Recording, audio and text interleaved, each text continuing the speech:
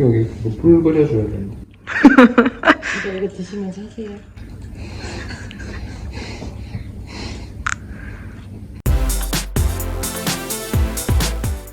네, 여러분 안녕하세요. 바다성형외과 대표원장 이정훈입니다. 오늘 주제는 비중격인데 뭐가 궁금하시죠? 비중격은 말 그대로 말씀드리면 코의 중간에 있는 막입니다. 비중격, 우리 경막 뭐 이런 말 하잖아요. 그죠? 여기 보게 되면 이 부분 비어있는 이 부분 있잖아요. 여기가 연골로 이루어져 있는 겁니다.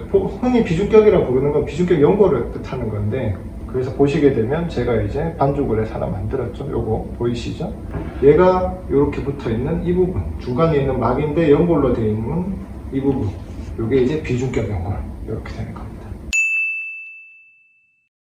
흔히 비중격을 이용해서 수술하는 부분이 이제 그 코끝을 하는데, 그 수술 이름의 정확한 명칭은 뭐냐면 비중격 연장술입니다. 그게 어떤 말이냐면 여기 기둥이 더 있는 것처럼 비중격이 더 늘어나 있는 것처럼 만들어주는 걸 보고 비중격 연장술이라고 말을 하는데, 그게 흔히 말하는 비중격의 기둥을 세워서 코끝을 세웠다 할 때 비중격을 사용하게 되는 이유가 되는 거죠. 그래서 그걸 어떻게 하느냐, 자, 비중격을 뗐을 때 원래 역할을 남겨둬야 되니까 일정 부분을 제외하고 뒤쪽을 채취를 합니다.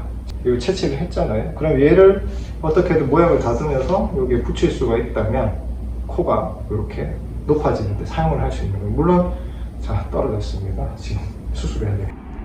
아니 눈썹 밀심 분명히 했는데. 이제 이렇게 있다면 여기다가 붙여서 한 비중격이 이만큼 높이가 높아졌잖아요. 그죠? 기둥이 높아진 겁니다. 그럼 코끝이 높아질 수 있죠. 요때 이제 코끝을 높이기 위해서 비중격을 주로 사용을 하게 됩니다. 떼도 문제 없습니다. 없다기보다는 이제 정확하게 떼야 되겠죠. 이제 보게 되면 제가 이거 뗀 부분하고 비어있는 부분 보시게 되면 정확하게 봐야 되는 포인트는 여기입니다. 여기, 요 부분, 요 부분, 요 부분, 요 부분.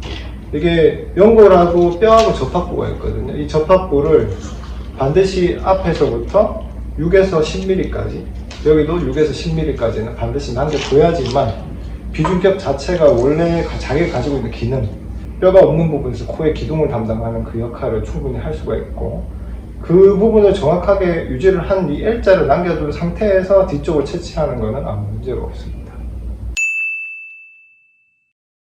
비중격을 쓸 수 없는 경우도 있죠. 만약에 이제 비중격을 뗄 수 있는 양이 너무 작을 때, 연장술을 하는데 필요한 양만큼 떼지 못할 때, 그럴 땐 차라리 안 떼는 게 나을 때도 있습니다. 왜냐하면 비중격이란 우리 몸에 있는 모든 조직은 자기 역할이 없는 게 없거든요. 그러니까 우리가 역할을 충분히 할 수 있도록 만들면서도 일부러 채취할 수 있는 부분을 채취하는 건데, 예를 들어서 비중격 자체가 너무 작아서 기둥 역할을 해야 되는 만큼 못 남길 경우에 억지로 떼버리면 안 되겠죠. 그럴 땐 비중격 을 사용을 못 하고요. 또는 이제 이전에 수술해서 비중격을 이미 써버린 경우, 그럴 때도 사용을 못 하게 됩니다. 그럼 못 쓰는 경우에는 어떤 재료를 사용해요? 비중격을 못 쓸 때는 뭐 다른 재료들이 있죠. 예를 들어서 뭐 높이를 너무 많이 필요로 하지 않을 때는 그 기연골 사용해도 되고요.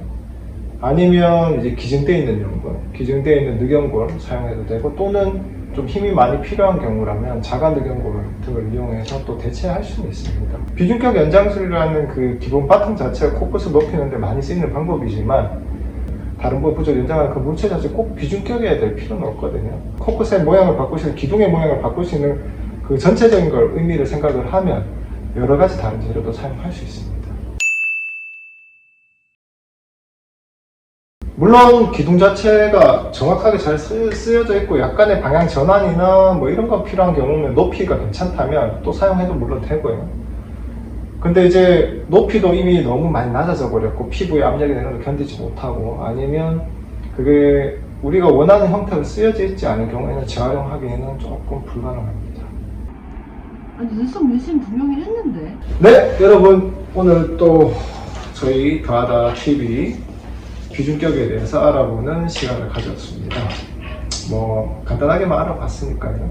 근데 이제 생각보다 외래 환자분들 오시면 비중격이 뭔지, 비중격을 말만 듣고 왔지 이게 왜 쓰이는지 잘 모르시는 분들이 많이 계시거든요. 그래서 만약에 이제 그런 분들이 계시다면 아마 이 영상이 도움이 많이 됐을 거라고 봅니다. 네, 이상 바다성형외과 대표원장 이정훈이었습니다. 다음에 또 만나요.